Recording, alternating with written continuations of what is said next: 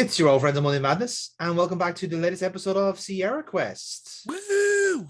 Happy New Year, everybody! And nothing really says starting the new year in style like playing Sierra games. Pure style, bay.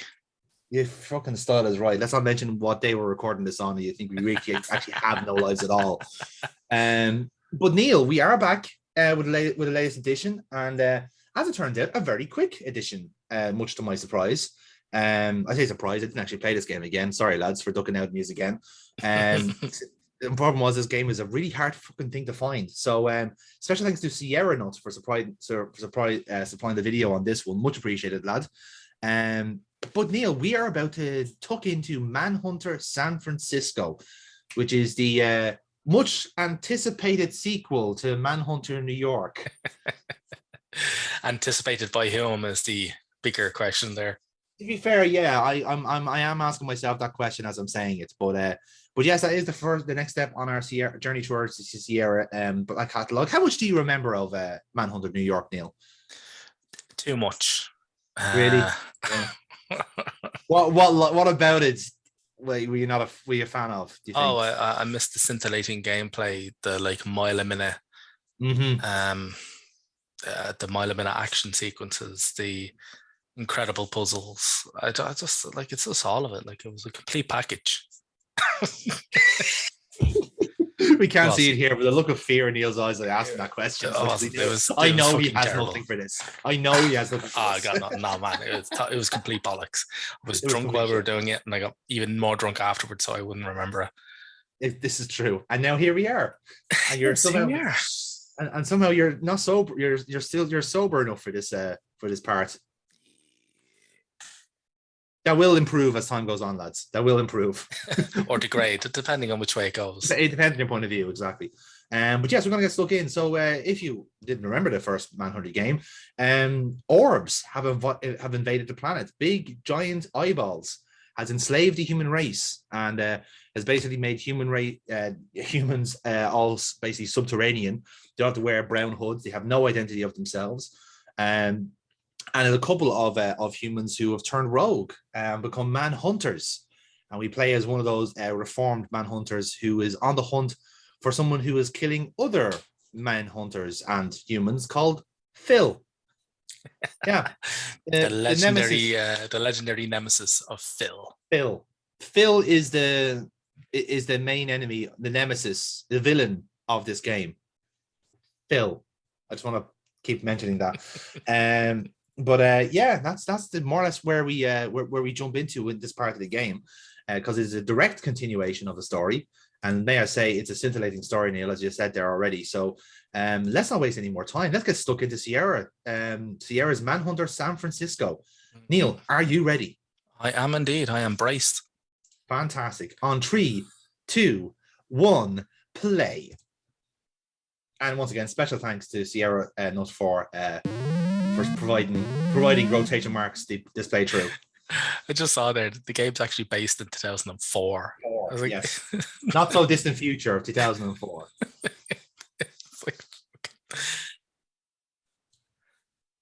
So as you can see, it's a little bit of a downgrade from Quest for Glory, relatively speaking. He's on an alien spaceship, he could barely fly it. Yeah, exactly. Okay.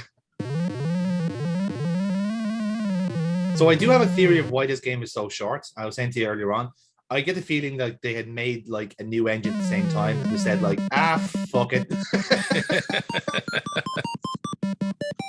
And yes, it's the same intro music as the first game as well. No expense spared for the Manhunter series, folks. Oh my god, they destroy the opening titles. That's how bombastic this game is. I love that they have like additional story here, as if there was any story to begin with. I like that. I like the gamesmanship there from SierraQuest. You know, I didn't think I'd say this, but I missed the atonal bleats of Sierra. Beep beep beep beep beep beep beep. There's Phil. That is a face only a pedophile could love. Oh, more the orbs. Yeah. And apparently the time is spades o'clock. It's a bit of a shame. I have my watch set to diamond time. I do love that the spaceship is just like a ball with legs. It's like that is not aerodynamic at all. Ooh, look at all the people poking out from the doors and windows. Everybody just going, okay, you just crashed a big ass blob onto our street. Yeah. And you know what, San Francisco, because it's got slanty roads. Yeah. There was somebody underneath that. We did. We Sorry, we Peter. Wizard of Oz, some poor fucker. Peter Crown. Sorry, man. Peter Crown. Type in a full name or buy, not exit. Buy. Buy. That's what Peter Brown looks like. That's where we so live. Pesci, apparently. So yes, we are jumping straight into the action here. We are literally like, we stopped manhunting, and now we're manhunting someone else on our way to rescuing Phil. I think. We're rescuing. I'm not gonna lie. I get the feeling. I know. I do suspect Phil is the point of the game, but I just don't know anymore. It's really hard to tell. Nothing's explained. But yes, this is the kind of the gimmick of the distortion. A fight's happening here. I think. There we go. We're fine. But yes, this is the complete point of the game, was where you're tracking down people and you're retracing their steps and seeing what they did, and hopefully that will get you to whatever the plot of this game is. I'm sure there is one, to be fair. One way or the other. Will we find Phil in this part? Probably not. Into the warehouse. Oh, zooming out.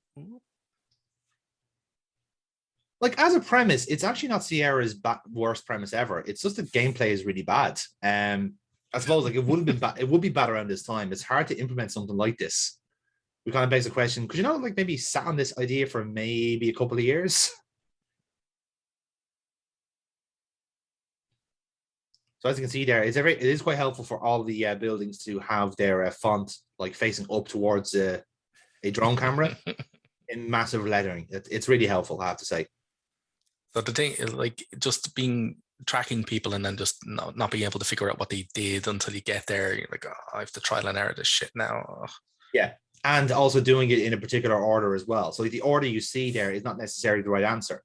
So it is very trial and error in a sense. I suppose the actual exciting part of it is that they're actually going to real life locations, which Sierra were mad for, now that I think of it. Considering we've had 2 games already set in New Orleans. We've had a New York, we've had a we've had San Francisco now. Lytton is literally Los Angeles, except like they couldn't afford the copyright or something. It's a weird one. And now we're back to this bank, apparently. This magic bank.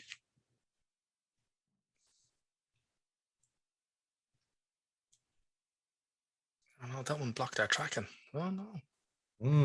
Yeah, so we know anything that blocks our track is worthy of investigation.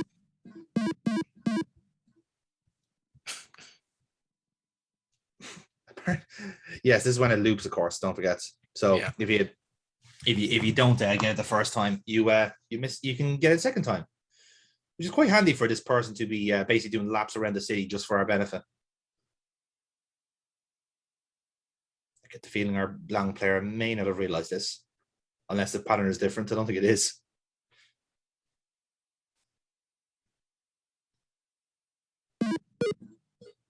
There you go. You have to tag him first. That's why. That explains it. It's know exactly where in the warehouse he's going to. Well, I suppose there is like 2 people involved in this, so you have to tag them both to see what both of them are doing. So in a way, like this game very much expects you to have played the first game, because there's no real kind of gameplay tutorial here. You're straight in fucking like bollock first and hoping for the best. Yes, because we've just accidentally killed a local manhunter. So now we're just... That is true. And he could have been like the best manhunter in town. So now we have to like take all of his gigs. It's like, ooh, bit of the deep end here, lads. Just saying.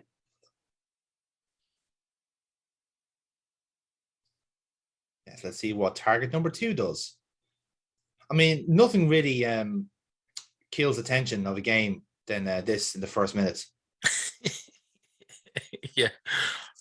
Well, this was the thing in the first game where, like, to stop the orbs from killing us, we had to hunt the targets that they assigned to us.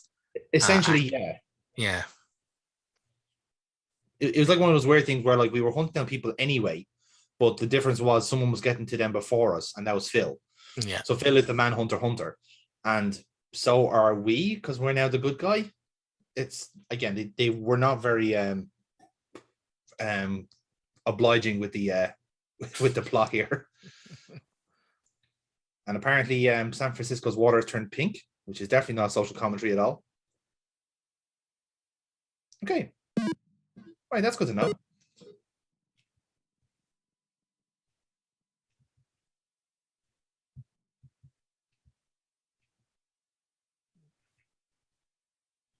I sincerely hope we don't have to do this the third time, do we?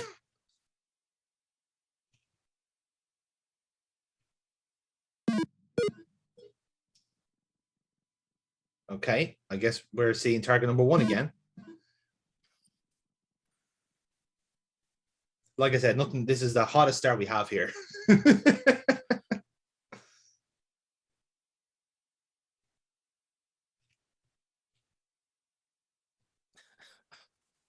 Okay, he died. Right, that's good to know.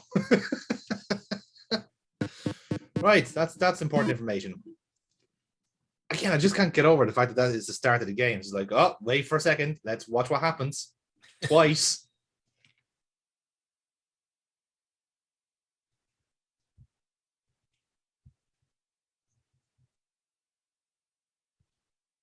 And now it's we're going through this beautiful grid of San Francisco and hoping to remember where we're going. Okay, so we have a racist bank, which is nice. Always important to have one of them.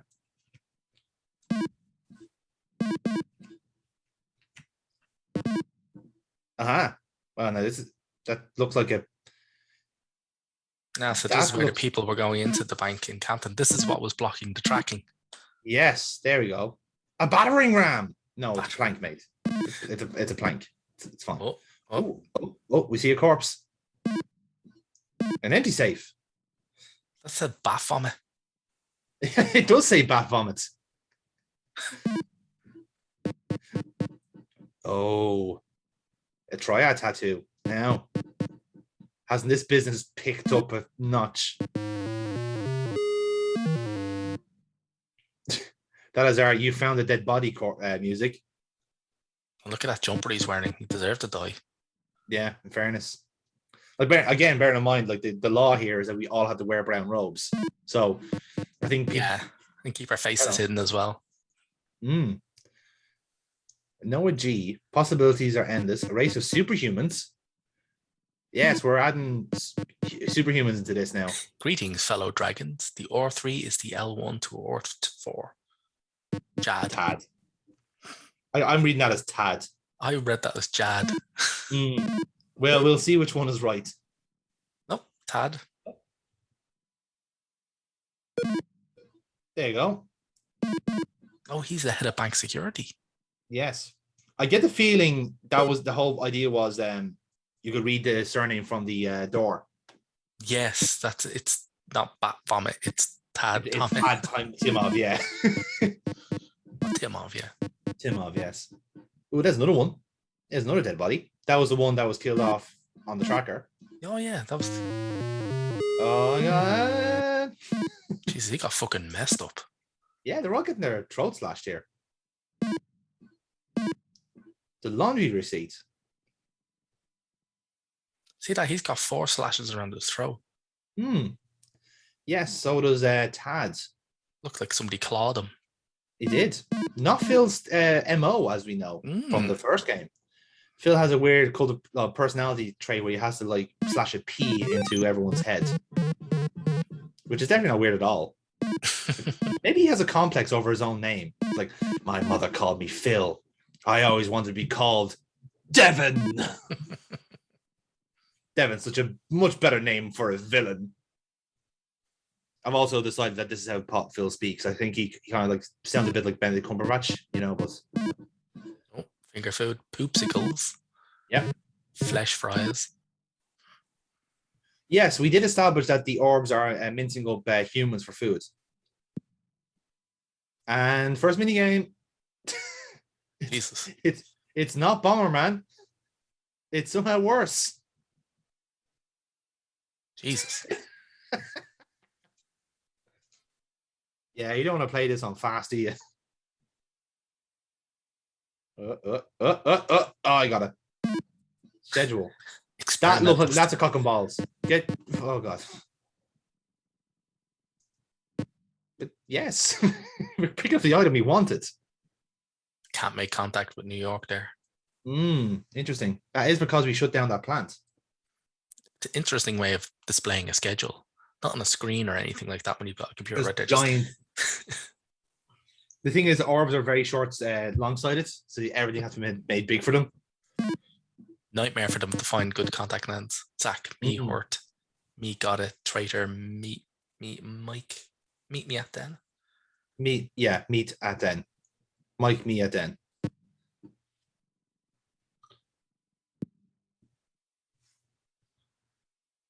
Oh, we can do this now. Oh, yeah. Oh, he died. Oh, we can reincarnate. That's nice. It's good to know that Manhunters have that ability, apparently.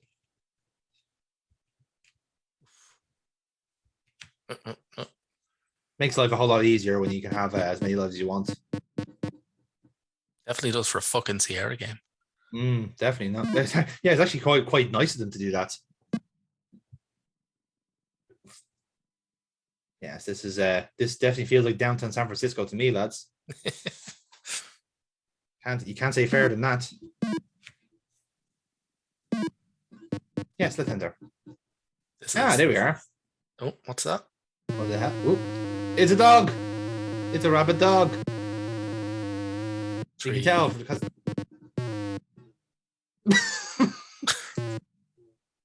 was so disgusting. Even people in the show. Yeah, so the three heads of Sierra are here again to mock us for failure. Yeah. I mean, it's a bit of a dick move. I'm not gonna lie, lads. You know, so like, oh, you went in that apartment not realizing there was a rabbit dog in it. You idiot. What you should have done is play the game 4 times before making that mistake. So, this is where we had a little incident with Phil, and this is where the orbs are waiting for a Tran, apparently. Return the viewer, special reward. Return of the viewer. Return the viewer. Return of. I love that. Like that is apparently the authoritarian society the orbs have. They put up a sign in a train station going, "Okay, we know one of you little shits stole our thing. Give it back, or else you won't be turned into mulch." They're quite, obliging about it. Is what is my kind of thoughts on that. Oh. Yeah. You don't want to get sucked into the fountain.